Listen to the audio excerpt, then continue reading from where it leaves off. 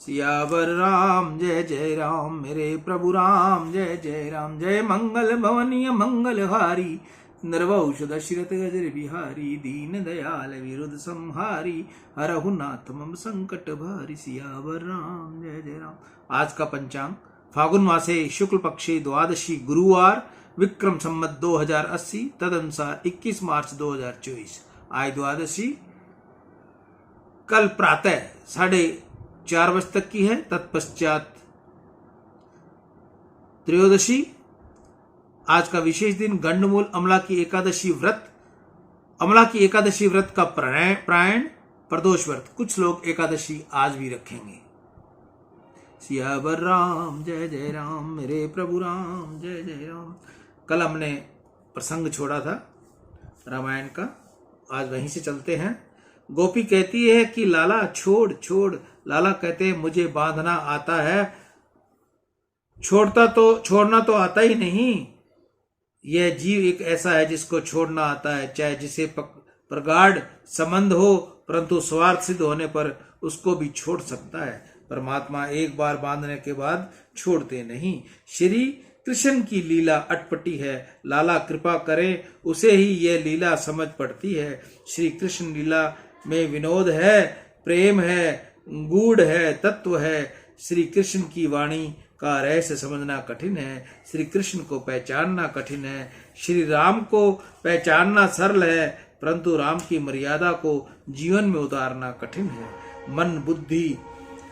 मन शुद्धि मर्यादा का पालन करने से होती है, धर्म की मर्यादा छोड़ने से नहीं। श्री राम बहुत शर्मीले हैं। कौशल्या माखन मिश्री देना भूल जाए तो राम जी मांगते नहीं, बहुत मर्यादा में रहते हैं। अनेक बार ऐसा हुआ है कि कौशल्या जी लक्ष्मी नारायण की सेवा में ऐसी तन्मय हो जाती हैं कि राम जी कौशल्या माँ का वंदन करने आए, पास बैठ जाए, परंतु माँ राम जी को माखन मिश्री देना भूल जाती है, परंतु राम जी कभी भी मांगते नहीं है।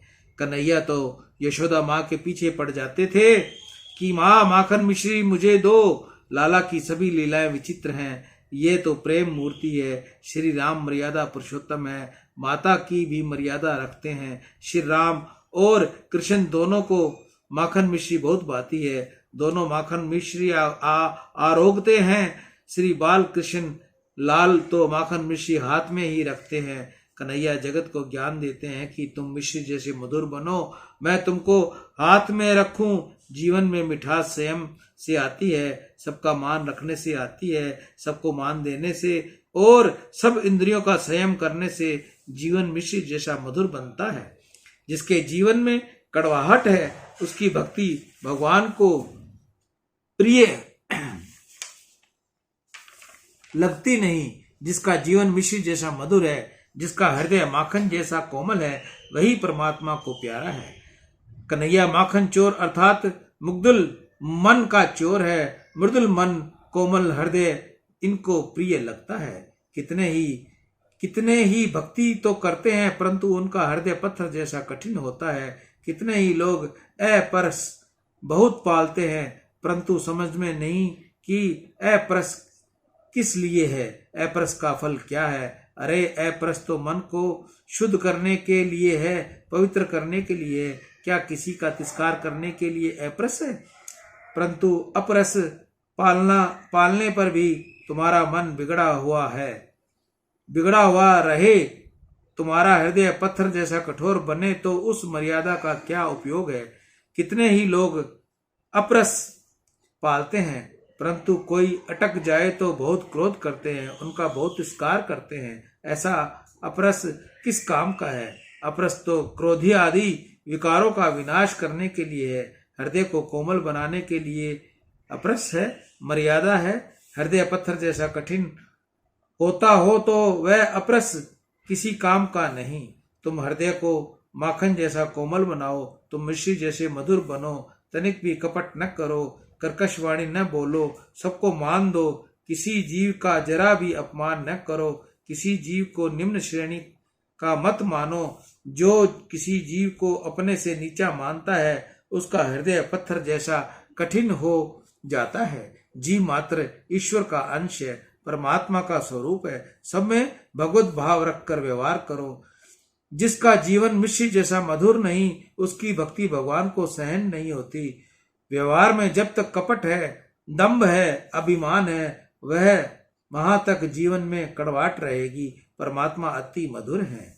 जिसका सब कुछ मधुर है, उसी के हाथ में भगवान अंगीकार करते हैं। श्री राम श्री कृष्ण हृदय का शुद्ध प्रेम मांगते हैं। प्रेम देखने पर परमात्मा दौड़े आते हैं। गोपियों का प्रेम कन्हैया को बिना आमंत्रण के ही गोपियों के घर ले जाता है। भगवान ने दुर्योधन की सेवा को अंगीकार नहीं किया। विदुर के घर की बाजी आरोगी बड़े बड़े ऋषि मुनियों के आश्रम में न जाकर भगवान शबरी की झोपड़ी में पधारे। मानव का जीवन पवित्र बनेगा तो भगवान बिना आमंत्रण के उसके घर पधारेंगे। जिसका बंगला बड़ा हो, उसके यहाँ परमात्मा जल्दी जाते नहीं, परंतु जिसका मन बड़ा हो, उसके यहाँ ही परमात्मा पधारते हैं। राम ही केवल प्रेम प्यारा, जानी ले हूँ जो जान निहारा। श्री राम जी का जन्म तो सरल है और स्वरूप भी सरल है। रामावतार में तो राम जी बहुत सरल थे, परंतु सरलता के लोगों को मान नहीं दिया तो बहुत सरल होता है। जो बहुत सरल होता है उसको भी लोग बहुत त्रास देते हैं। राम जी को बहुत सहन करना पड़ा था, इसलिए तो कृष्ण अवतार में श्री कृष्ण जन्म में से ही बांके बने। प्रभु ने विचार किया, रामावतार में मैं बहुत ही सरल था, परंतु लोगों ने मान नहीं किया, अतएव अब की बार मैं जन्म से ही बांका रहूंगा। राम जी का नाम सरल है। राम नाम एक भी जुड़वा अक्षर नहीं है। कृष्ण नाम में एक भी सरल अक्षर नहीं है। दोनों युग अक्षर हैं। श्री कृष्ण प्रकट हुए मथुरा कारागार में, झूले गोकुल में, खेले वृंदावन में, बड़े हुए मथुरा में और राज किया द्वारिका में। इस प्रकार उनकी सभी लीलाएं अटपटी हैं। रामावतार में तो ये अतिशय सरल है। राम जी खड़े रहते हैं तो भी सरलता से, बाल कृष्ण खड़े रहते हैं तो भी कभी कभी बांके होकर, इसलिए तो लाला का नाम पड़ा है बांके बिहारी लाल की जय। श्री कृष्ण सरल भी तो हैं। कन्हैया बहुत भोले हैं, बहुत प्रेमी हैं। लाला के लिए कोई थोड़ा माखन मिश्री ले जाए तो कन्हैया प्रेम से आरोपते हैं कि मेरे लिए माखन लाया है। कन्हैया बहुत सरल हैं, परंतु यह जगत को बताते हैं कि मैं सरल के साथ सरल हूं, परंतु कोई बांका होकर आवे तो मैं भी उसके साथ बांका हो जाता हूं। श्री राम तो सबके साथ सरल हैं। श्री कृष्ण सरल के साथ सरल हैं, बांके के साथ बांके हैं। श्री राम जी तो रावण के साथ भी सरल हैं। श्री राम सज्जन दुर्जन सबके साथ सरल हैं। जीव का अपराध राम जी देखते नहीं। श्री कृष्ण सज्जन के साथ सरल है, दुर्जन के साथ सरल नहीं। सुदामा जी आंगन में आए, ऐसा सुनकर श्री कृष्ण सिंहासन से कूद पड़े और सामने गए। सुदामा जी का आलिंगन किया। परमात्मा श्री कृष्ण सुदामा के चरण पखारते हैं और उनको गद्दी के ऊपर बैठाते हैं, समय नीचे बैठते हैं। सुदामा जी सच्चे ब्राह्मण हैं, इसलिए श्री कृष्ण उसके साथ अतिशय सरल हैं। परंतु श्री कृष्ण महाभारत के युद्ध में द्रोणाचार्य के साथ सरल नहीं है, बांके हैं। सुदामा जी ब्राह्मण हैं और द्रोणाचार्य भी ब्राह्मण हैं। द्रोणाचार्य वेद शास्त्रों के संपन्न ज्ञानी ब्राह्मण हैं, तो द्रोणाचार्य साधारण ब्राह्मण नहीं है, 4 वेद और 6 शास्त्रों के ज्ञाता हैं। प्रभु ने विचार किया कि बहुत ज्ञाता होने से क्या वे स्वरूप को भूले हुए हैं। बहुत ज्ञाता हो ज्ञानवान होकर पाप करे तो ठाकुर जी को भी गुस्सा आता है। जिसने ज्ञान पचाया है वह कभी कपट करता नहीं, किसी के साथ अन्याय नहीं करता। कपट करने से ही हृदय बांका होता है। सच्चे ज्ञानी का लक्षण यही है कि उसका हृदय बहुत सरल होता है, कोमल होता है और उसका व्यवहार शुद्ध होता है। द्रोणाचार्य जानते थे कि युद्ध करना ब्राह्मण का धर्म नहीं, फिर भी वे युद्ध करते हैं। इनको अच्छी तरह खबर थी कि दुर्योधन ने अन्याय किया है, फिर भी दुर्योधन की सहायता करने के लिए वे युद्ध करते हैं। द्रोणाचार्य ने इतना बड़ा अपराध किया। श्री कृष्ण ने विचार किया कि इतना बड़ा ज्ञानवान है, ज्ञानी है, जानते हुए भी पाप करता है, मैं भी समझकर कपट करूंगा। महाभारत के युद्ध में अश्वत्थामा नाम के हाथी को मरवाकर श्री कृष्ण ने इस बात की चर्चा फैलाई कि द्रोणाचार्य पुत्र अश्वत्थामा मारा गया। द्रोणाचार्य को ऐसा लगा कि श्री कृष्ण तो कदाचित बुरा भी बोल सकते हैं, इसमें कौन कहने वाला है। चलो दुर्योधन युधिष्ठिर से पूछें, वे असत्य नहीं बोलते। परंतु कृष्ण ने तो धर्मराज से पहले कह रखा था कि मैं जो कहूं वही तुमने कहना है। सत्य की व्याख्या समझाते हुए श्री कृष्ण भगवान ने धर्मराज से कहा, सब में सद्भाव रखते हुए सबका हित हो ऐसा बोले, उसी का नाम सत्य है। द्रोणाचार्य ज्ञानी ब्राह्मण होते हुए भी दुर्योधन रूपी अधर्म की सहायता करते हैं। अश्वत्थामा मारा गया सुनकर द्रोणाचार्य युद्ध छोड़ देंगे। युद्ध छोड़े उसी में उनका कल्याण है, इसलिए तुम मेरी बात का अनुमोदन करना। श्री कृष्ण ने कहने से ही धर्मराज को नरो वा कुजरो वा कहना पड़ा। धर्मराज के कहने से द्रोणाचार्य ने शस्त्र छोड़ा और उसका वध हुआ। श्री कृष्ण कपट करके मारते हैं। श्री कृष्ण ब्राह्मण की पूजा भी करते हैं और कोई ब्राह्मण जब ज्ञान को भूलता है तो कपट करके उसे मारते भी हैं। श्री कृष्ण की सभी लीलाएं दिव्य हैं। राम जी भी सभी लीलाएं बहुत सरल हैं। राम जी की जैसी सरलता कहीं भी देखने को नहीं मिलती। पिछली बार प्रसंग आ चुका है कि रावण युद्ध में रावण जिस समय बहुत थक गया, घायल हो गया, घबरा गया, उस समय श्री रामचंद्र जी ने उसे घर जाकर आराम करने को कहा। फिर आने वाले कल को युद्ध करेंगे। राम जी रावण से ऐसा कहते हैं। श्री राम रावण के साथ सरल हैं, परंतु कृष्ण दुर्योधन के साथ सरल नहीं। राम जी कुटिल के साथ भी सरल व्यवहार करते हैं और श्री कृष्ण सरल के साथ सरल हैं और कुटिल के साथ कुटिल व्यवहार रखते हैं।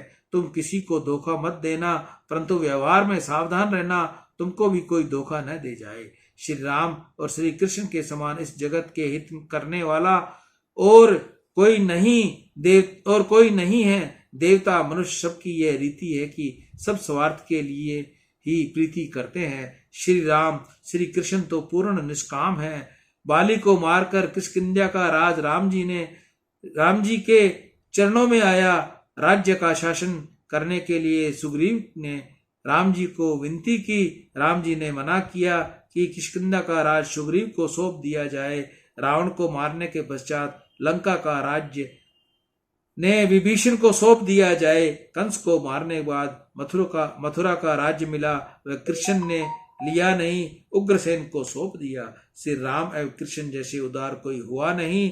ये पूर्ण अनासक्त हैं। परमात्मा जीव के प्रति अतिशय उदार हैं, अतिशय दयालु हैं। जीव की योग्यता न होते हुए भी वह जीव के ऊपर खूब अनुग्रह करते हैं। श्री राम जी की उदारता और दीन वत्सलता बेजोड़ है। सियावर राम जय जय राम। अरे ऐसे परमात्मा तो ऐसा उदार है, ऐसे दयालु हैं, ऐसे वीर भाव से भी बचते वाले को मुक्ति दे देते हैं। राम ने राक्षसों को सदगति दी। श्री कृष्ण ने पूतना को शिशुपाल, दंत वस्त्र इत्यादि को सदगति दी। श्री राम श्री कृष्ण दो नहीं, एक ही ब्रह्म के दो स्वरूप हैं। निराकार ब्रह्म है, एक ही परमात्मा के दो भिन्न भिन्न अवतार हैं। सियावर राम जय जय राम, मेरे प्रभु राम जय जय राम। जय मंगल भवन मंगलकारी, द्रवहु सुदशरथ अजीर बिहारी। दीन दयाल वृद्ध संहारी, हरहु नाथ मम संकट भारी। आज का प्रसंग को यहीं विश्राम देंगे। कल का प्रसंग रहेगा रामायण का सत्संग। कल हम आपको रामायण का सत्संग सुनाएंगे। गंगा सकल मुद मंगल मूला, सब सुख करनई हनई सब सूला। कही कही कोटि कथा प्रसंगा, राम बिलो कही गंग तरंगा। सचिव ही अनुजहि प्रिय ही सुनाही, विविध नदी महिमा अधिकाई। मदन की न पथ शम गयहु, सुचि जल पियत मुदित मन भयहु। जोरि पानी बर मांगहु, वही सिया राम पद सहज। अर्थ न धर्म न काम रची, गति न चाहूं निर्वाण, जन्म जन्म रति राम पद यह वरदान। सीता राम चरण रति मोरे, अनुदिन बढ़ो अनुग्रह दो। बोल गंगा मैया की जय। घर बैठे भी अगर आप गंगा गंगा गंगा करोगे तो गंगा आपके पाप सब हर लेगी। राम